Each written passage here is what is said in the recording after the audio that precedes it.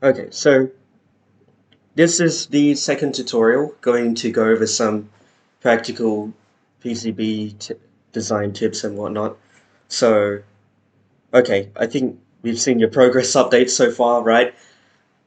Um, yeah, to recap, what I've done is I've assigned everyone a part to make a breakout board for, right? If you don't have a part, then let me know ASAP and I'll get you one. And then we'll combine the breakout boards to make a flight computer. So I haven't shown this in a while, but I probably should have been showing this a while ago. But this is what we've ticked off so far, right? Like we've done a little bit of Altium, and we've done. Okay, you guys probably can't see that, right? Yeah. Um, so we've done a little bit of Altium, and we've done some stuff on picking parts, right, from reading data sheets and stuff. So you've seen the video, or you've been here, but yeah, I just realized I forgot to teach you guys a bunch of basic stuff. So that might be important, right? So I'm going to go over practical PCB tips first, and then in the second portion, we'll go over some boring theory. But we need the theory to get to the good stuff, right? To understand the more interesting stuff later. So I'd rather get it over and done with now. Okay, and if you guys don't know, this is what we're designing our modules for. So there are two types of like prototyping systems that you might use before creating your PCB, which is the solderless breadboard, or more commonly referred to as just a breadboard, and the perf board. So I could show an example, but I can't be bothered going over the going over through the room. But yeah, that's what a breadboard looks like, right? I think you guys have seen this surely by now, right?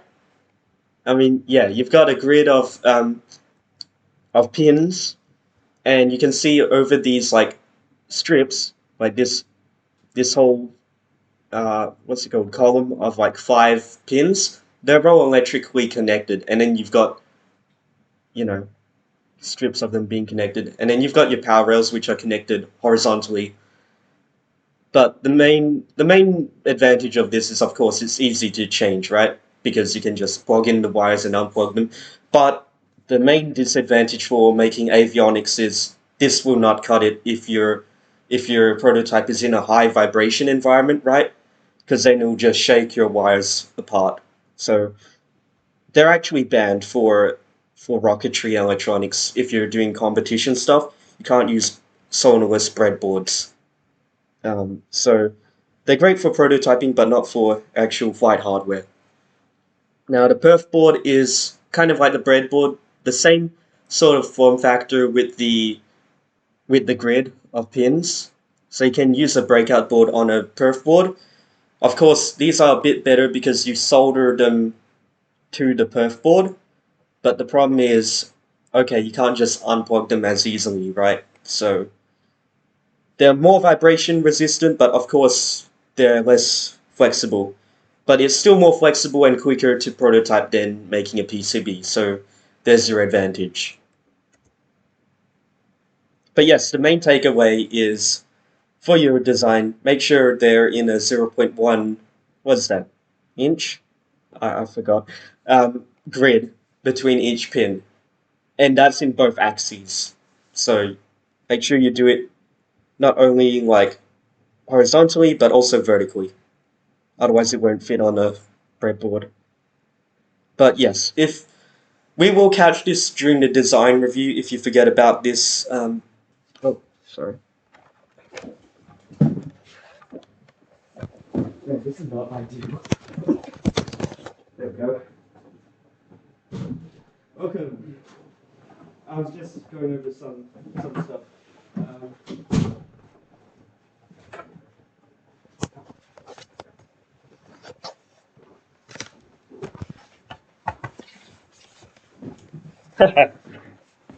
I'll cut that out of the video. Still recording? Yeah, good. Oh, is it? Yeah, it is. Okay, good.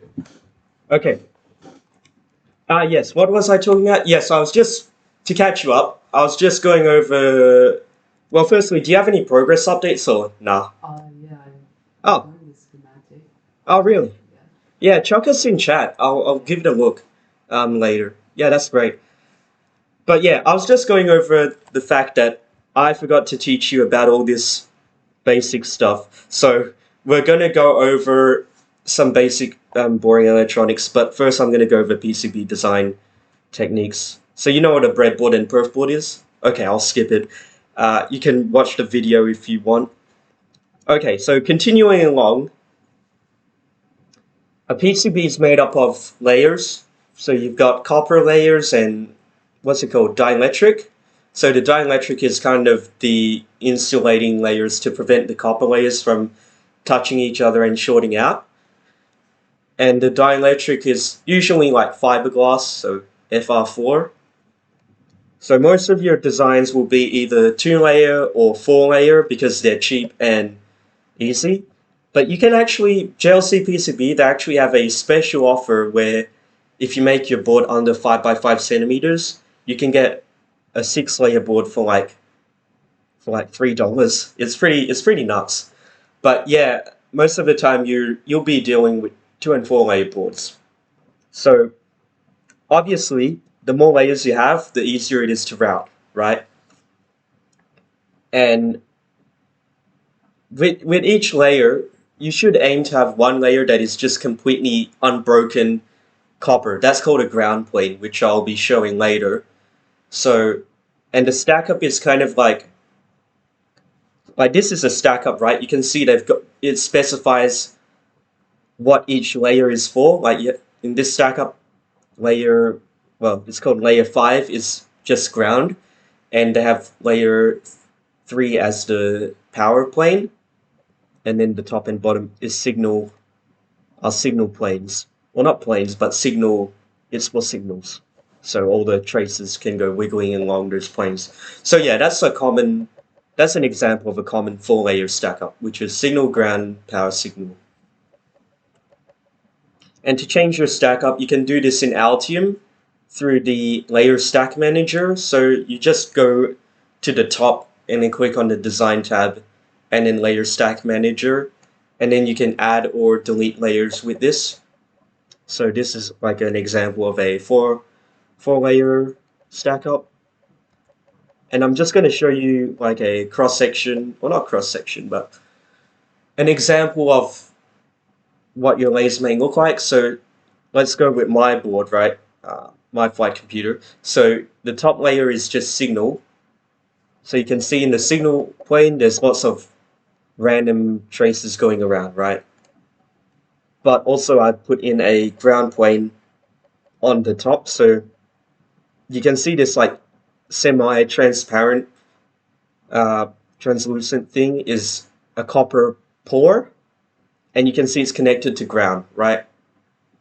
So some people don't like it, but I personally think, yeah, you might as well put ground on top because it's just better shielding, right? But I know some people like to remove the ground copper on top to make it look better.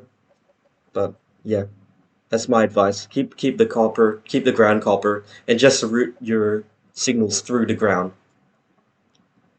Yes, place as many components on this layer because when you're making your PCB, you should aim to have all the components on one layer. That way it will be easier to manufacture and cheaper. Okay, next plane. You can have components on like middle layers. Oh, no. You can't have... The question is, can you have components on middle layers? No, you can't have components on middle layers. But it's more about top and bottom. So you can have top and bottom components, but manufacturing two sides at once is actually significantly more expensive because I don't know how it works, but I'm sure they have stuff to worry about. Like, I don't know, you could assemble one side and all the components fall off the other side when you heat it up. Or, I don't know. That might be one example of an issue. But it's more expensive, in short, right?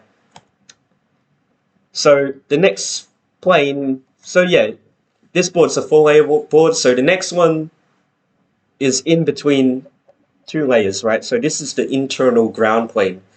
So you can see in this example, it's pretty much unbroken, right? I'm not routing any signals through it. except for this little one up here.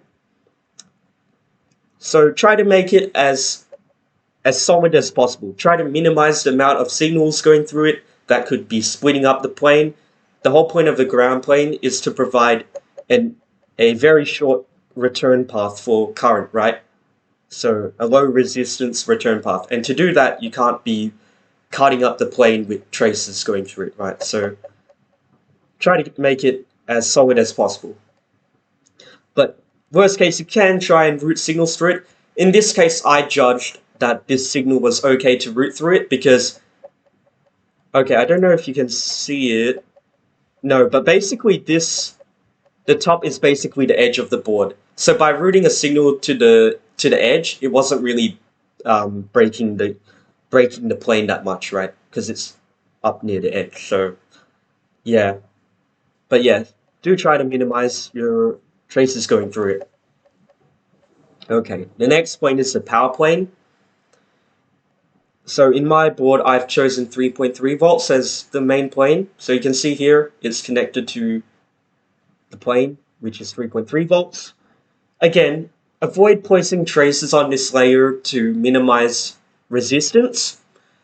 But I would say it's more acceptable to put traces through the power plane than the ground plane, right? So when you're routing, your priority should be put as many signals on the ground plane, then the power plane, then finally, very, very finally, the ground plane. But really try to avoid the ground plane. In your board, you will probably have less signals running through this plane because I'll go into the next slide, but basically on my board, I tried to make the bottom plane as unbroken as possible. So it's kind of not conventional, right? So, but in your designs, you'll probably be okay breaking up the bottom plane with signal traces. But in my design, I wanted the power plane to have signal traces more than the bottom plane. But yeah, it's more acceptable to route through here than the ground plane, in short.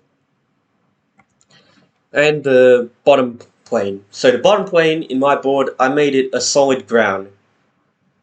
The only reason I did that is because GPS antennas, they actually they're actually more efficient when your ground plane is bigger, right? So having an unbroken ground plane is actually better. So that's why I tried to minimize the amount of signals going through this plane and breaking it up. But in your board, you'll probably be fine routing signals through the bottom layer. And again, you can put a ground plane through it to, what's it called? It's like the top layer, right? Top layer and bottom layer, they're basically the same purpose. So you can put a ground plane on top and route your signals through there to make it even better at,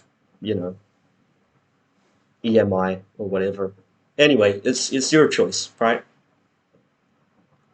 But yeah, the main points is ground plane, keep it unbroken. Make one plane just solid ground.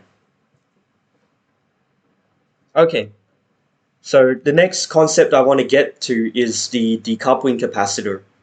So I don't know if you've read your data sheets, but you'll probably realize that every data sheet, they always have like a capacitor or two, where the VCC, where the power pins are, right?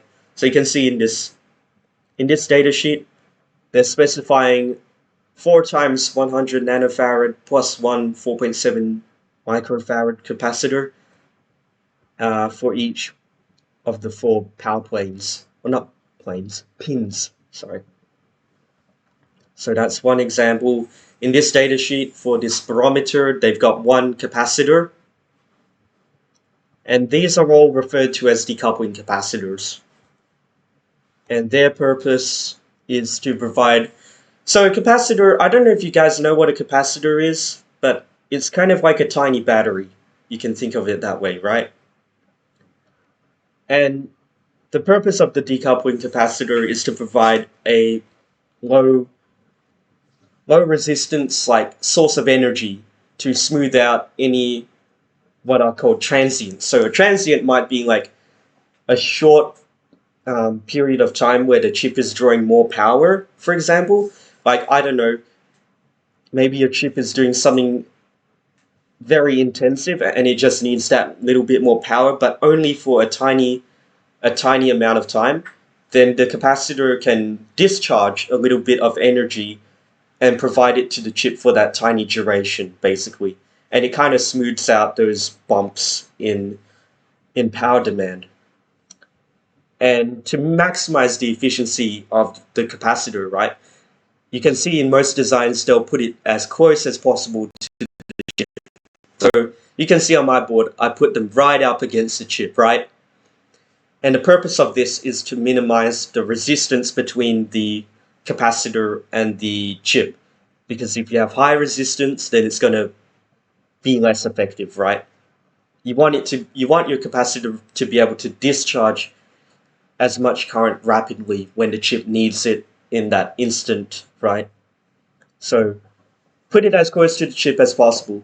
There's also this other quantity, I don't know if you guys know it, it's called impedance. We will be going over it later, but impedance, you can think of it as resistance but for alternating current. So yeah, there's this whole other thing. Like resistance is great for analyzing direct current, but when you get to alternating current, you'll have to look at impedance. But yeah, the main takeaway from these two slides, oh yeah, I forgot to mention this. When you've got your decoupling capacitor, right? So it's this big, this block, right? This is your capacitor. You should put thick traces going to the chip, again, to minimize resistance. And the other main point is to use a via. So do you guys know what vias are? I think they went over it in the tutorials, right? So via is a hole through the PCB, and that connects stuff between layers, right? So I think it's in that diagram, right? Yeah, so this is a via. So you can see it's going through the PCB and it's connecting the two layers. But yes, the main takeaway, the main point, sorry, the purpose of these vias, right, are to connect the capacitor to your ground and your power planes, and that also provides like a low resistance source of energy, or sorry, a low resistance path from your power producing whatever to the capacitor, right? So it can charge up quickly. So always put a via next to your capacitor so it can tap into that power and ground plane, right? And I guess doubling back for a second, the main purpose of making these a plane, another advantage, right, is that whenever you need to route some power, which you'll be doing a lot when you have a lot of chips on your board, is that you don't really need to think about making a trace to go to it, right? You just plop a via down and it's connected to the plane, right? Don't need to think too much about routing when you've got two planes. Okay, so the main takeaway is put your capacitors as close as possible to the chip you're decoupling, to the power pins on the chip you're decoupling, and put vias next to it to offer it a low resistance path to recharge, right? And then I've got some miscellaneous design tips which I think will be very useful. You can afford to mess up a ton of times, which I think is great. Okay, tip 2 is to get as many components placed by your board house as possible. So I think in this case you'll be using JLC because I think it's the cheapest option, and I don't think, unless there's something specific you want and you know what you're doing, I think JLC just offers everything you need, right? So get as many components placed by JLC, use their basic parts library. So you can go to this link.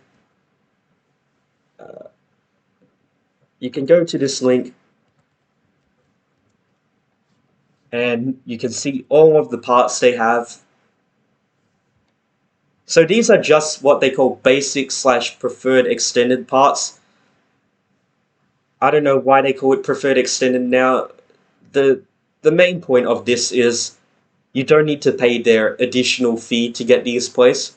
You just need to pay the part fee, which I don't know if you can see that, but it's basically nothing, right? I mean, you can write that off as $0 for capacitors and your basic parts. Okay, it's not $0 for everything. Like there are some parts on here which actually do cost something. Like if you search up flash, so flash memory like this 128 megabit flash memory. Yeah, it's not exactly free. It's like 0.6 USD, so that's like about what? About $1. So, but it's still bloody cheap, right? So yes, use their library, and it's probably cheaper than buying it off DigiKey. So you're still saving money, even if you're using parts from these libraries, right? And you're saving time like manually placing it. So that's the two reasons why you should always, when making your design, try to use parts from the JLC library.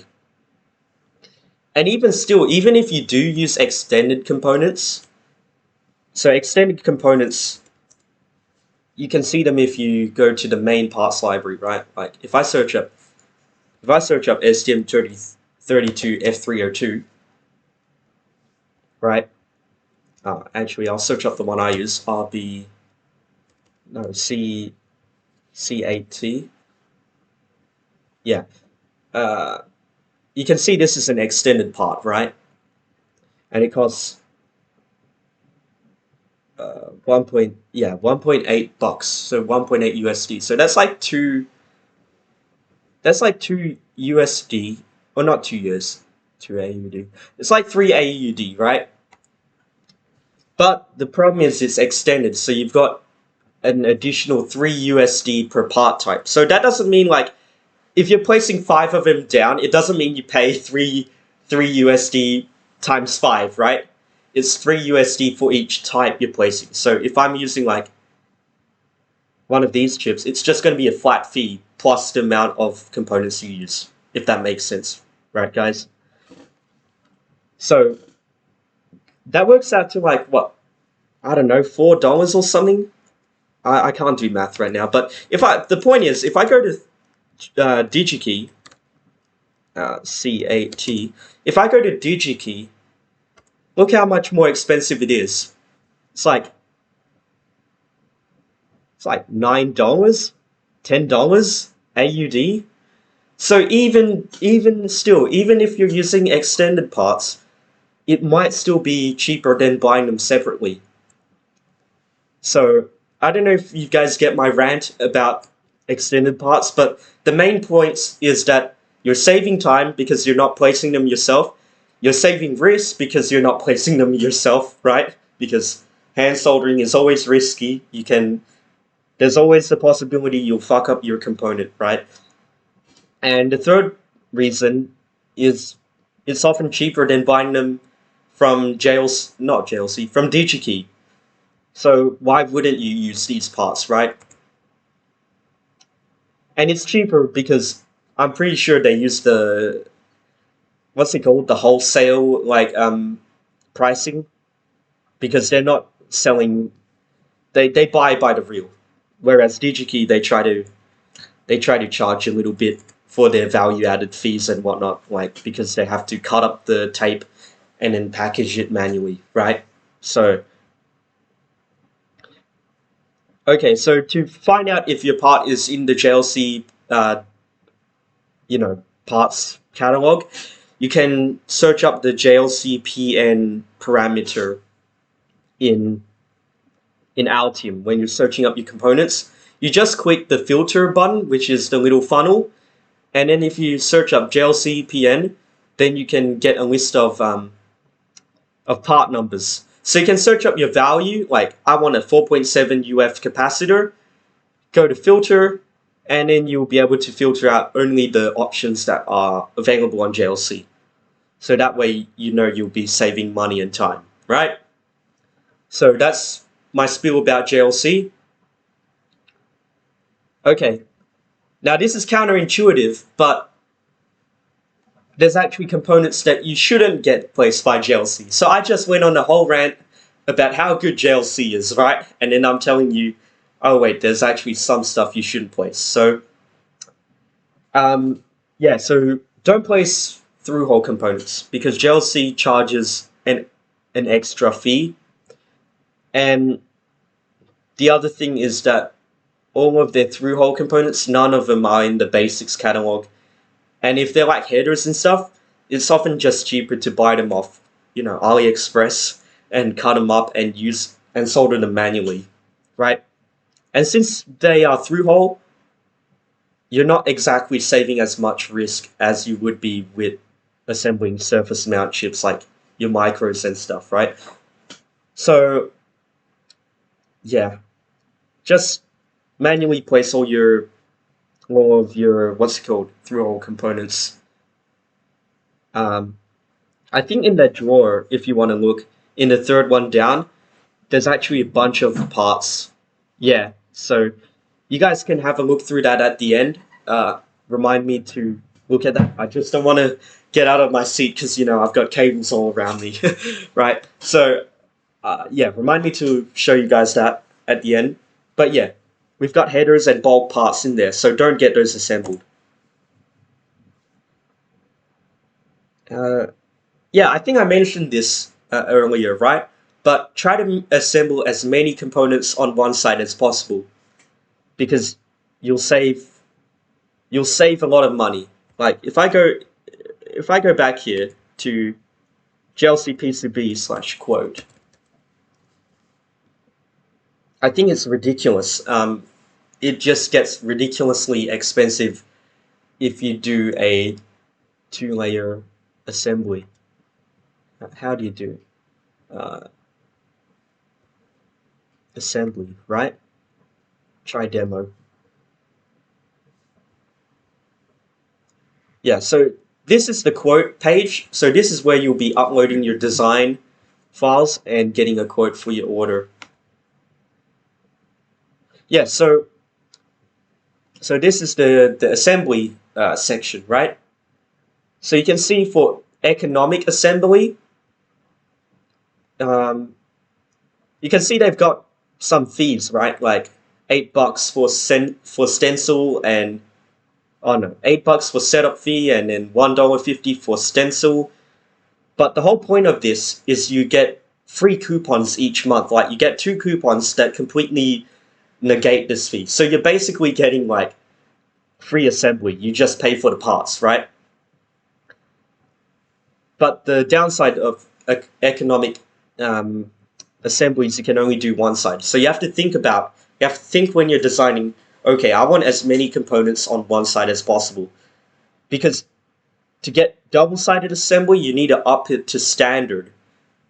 And it goes from 1150 to 34. Oof, that's like, you've got to be paying like 20 USD for it. So that's like $30 and it's just like painful, right? But sorry. Yeah. The only reason to use the bottom side is to minimize size, right? The bottom side, what do you mean? As in both sides. Why would you ever... Oh, yeah, so the question is why would you use both sides of the board? So yes, size is basically one of the key features, right, of that. But if you don't need to use the bottom side, then it's a lot cheaper to just do one side. Oh, I did not know about this. Yeah, go ahead. How much does the price increase with increasing size of the PCB board? Ah, that's another question. That's another good question. I should have put that on the slides. Yeah, so let's go back to this basic example, right? So normally it's $2 for a board that's underneath 100 by 100 millimeters. So, oh right, because this is the demo. Let me go back to the quote page. Oh, here it is. So yeah, 100 by 100, right? It's $2 for the PCB. But if I go 101, hello, or 110. Okay, in the case of a 2-layer board, it only doubles. It only goes up to $8. But you probably won't be doing 2-layer boards for your actual flight computer. If you do 4-layer, then it's like significantly more expensive, right? Like before, for 100 by 100 with 4 layers, it's only what, 3 USD, 5 USD or something, but now it's 30 USD. So significantly more expensive when you go over 100 by 100. So using two sides is still cheaper than increasing the size of the board. I would say increasing the size of the board is actually better than going two-sided, because I forgot to mention this. This is what I was going to get to. You need standard to do two-side assembly, right? So it goes from 1150 to what, like 30 or something, when this thing loads. Yeah, it goes to 35, right? But that's just to get the standard assembly. You actually need to select both sides. And when you select both sides, 67 USD, that's like not worth it. So yeah, guys, don't do double-sided assembly. It's just way too expensive. Like, yes, $50 setup fee, like, no thanks. Right? So don't do two-sided assembly. That's all I gotta say. But yeah, I mean, that 100 by 100 board limit is like the JLC price increase, right? That's when they have their assembly fee, no, not assembly, engineering fee, as they call it. So yeah, that's my spiel about board size, assembling on one side. And I guess the only other point is, if you do have other components you want to assemble, it may be beneficial to put the big components on the bottom side, right? Because JLC PCB, I mean, the advantage of it is all of the small components are placed, so you don't have to fiddle around placing small components. But big components are easier to manually hand solder, right? So you might as well put them on the bottom side and leave more space for JLC to work on the other side, if that makes sense, right? So you just have to be a bit smart about how you place your components to save money and time, right? Okay, so how are we doing for time? 2:40. Do you guys want a 5-minute break, or do you just want to keep powering through? Yeah, okay.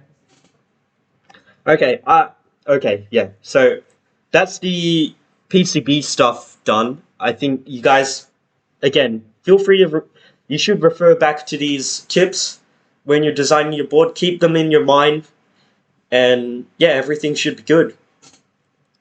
But now we're going to go through some boring old theory. So, yes. So, I think I did try to go with you guys, go through it at the start, and it completely failed in that first meeting. Maybe you guys have like blocked it out of your memory.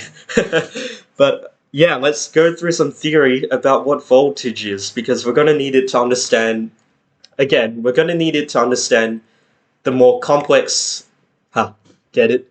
More complex parts of the tech tree. So yeah, everything's dependent on us knowing what voltage is. So a crash course on voltage and current. So yeah, I'll try to get through this as quickly as possible. Feel free to shout out any questions as usual. Note to self, read notes, yes. So these were made by Toby in ages ago. So these were the same slides I slept through when I started.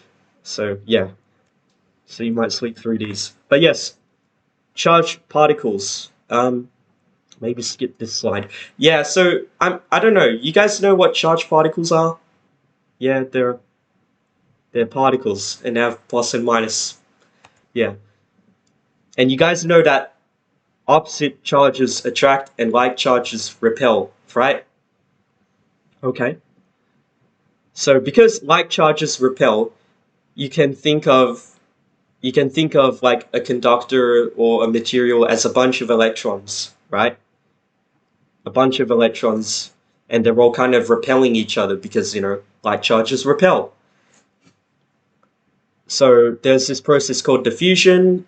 It's kind of like what happens with gases, right? Like, you know, the famous, not famous, classic example of you spray perfume in one side of the room, it diffuses because it tries to it tries to reach equilibrium, which is like this, right? So you spray it in one side, it diffuses and spreads out uniformly. And the same thing happens with electrons. I think this is called the Drude model, and it has its limitations. Like when you get to semiconductors, this explanation kind of breaks down, but whatever. Let's just run with it. So you've got diffusion, and diffusion gives rise to current. So in a battery, you can think of it as like two areas with different concentration of charges, right? And because they want to reach equilibrium, they'll like diffuse through the wire, through the bulb, and to the other side. So they'll flow. There'll be a net flow of charge until it's uniform. So when it's uniform, you can see the concentration is the same throughout the battery and the system, right? And when that happens, you get no current. So that's a dead battery. Make sense? That only works for DC, right? Can you explain AC? Yeah, that's a good question. Yeah, I don't know. That's kind of, yeah. In this example, it's only for DC. Yeah, you're right. AC is kind of, I guess in AC you don't have a battery, right? You have your generator, and that's causing it to change. So I'm pretty sure, yeah, it will still have that diffusion thing, but it'll be a bit harder to explain for sure. Yeah, I haven't wrapped my head around that. But yeah, that's a DC, what's it called? Example. So yeah, the flow of electrons is current. Now here's an important thing. I don't know if you guys seen, Veritasium's video on the speed of light in electronics or whatever. So yeah, electrons don't flow at the speed of light. They flow very, very slow. Apparently 0.02 centimeters per second. So that's like the drift, they call it the drift velocity of the electrons. What actually moves at the speed of light is the field through the conductors and whatnot. Okay, so you've got current, and the next thing we got to go through is potential. So potential is the concentration of charge at any point. What's this? Yeah, it's normalized by the energy stored in the field. Yeah, okay, sure. But yeah, here's a visual explanation of it, right? So these are just arbitrary points in space we've picked, but you can see that V1 is closer to the charge, so it's got more potential, right? And then V3 is the least potential because it's far away. And another thing is more charge means more potential. So this one only has one charge, this one has 3 charges, so VA will be greater than V1. Make sense? Okay, voltage. So this is electric potential. So this is kind of an absolute, what's it called? An absolute not value, but an absolute measurement. But voltage is relative. It's always relative it's always a difference between two points, right? Okay. We often use a reference voltage, a reference point or reference potential, and in your chips and stuff, it'll be ground. So VCC, that's your reference. So everything is like relative to that. So you have 0 volts there, so you'll take that as 0 volts. You'll just assume that your ground is 0 volts, right? And then you'll say VDD is VCC plus 3.3. 0 plus 3.3, so 3 volts. So yeah, that's how they call it. But that's just a convention. Like, I'm sure you can have another reference point, like, I don't know, the carpet. And if you measure the voltage relative to that, it might be like a kilovolt or something ridiculous, right? So everything about voltage is relative. Yep, so it's relative between 2 points. So you can see 2 points in space, different voltages. Yeah, this is some complicated diagram. I don't know what the EMF is, electromotive force, something. I guess that's like the force the charges are pushing on each other with. But you can see it's higher concentration here, lower concentration here, and you've got a higher potential at VA, lesser potential at VB. So VA minus VB will be positive, right? So you can see that kind of intuitively from the diagram. Yeah. Yeah, so he goes through this rigmarole of electrostatic force, and then that affects blah, blah, blah. Yeah. You can read that if you want. And yes, I think I went through this, but the battery example, you've got more charge here. I mean, not more charge, greater concentration here, so it wants to diffuse. And the electromotive force gives rise to a current. And then in here, you get no current because there's zero electromotive force because everything is equal. Okay. Okay, you guys know what power is, I'm sure. It's energy, amount of energy delivered per time unit. And AC versus DC. So AC is alternating current. It's fluctuating. It's also alternating voltage because voltage and current are related, right? And you've got DC. DC is just a constant voltage and current. Yeah. But you can have AC plus DC. So AC plus DC, this is a practical example. This is called, so here the AC is called the ripple voltage, and you've got a DC offset. So this is like, you know, A sine T plus a DC offset. And the practical implication of all of this is, what's it called? The practical implication of this, application of this, is you want to minimize ripple voltage. Like in a real world DC power supply, you will not get pure DC. You'll get a little bit of ripple, which is the little sinusoidal thing at the top. So you'll get a little bit of ripple with your DC.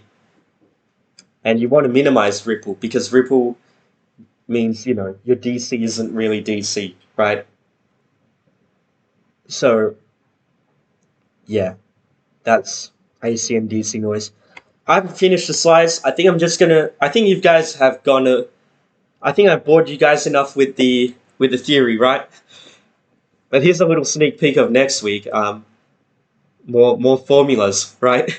So I think we're all familiar with what resistance is, right? Resistance is like for DC, and it doesn't really change depending on the frequency, but capacitors and inductors, they're a little bit weird, and you get capacitance and inductance, and they combine to make, with resistance, to make this thing called impedance, which is basically complex resistance, resistance for alternating current. So we'll go through that next week. I think I've bored you guys enough. Yeah. Okay. Let's end off the recording here. I need to show you guys the part selection we have.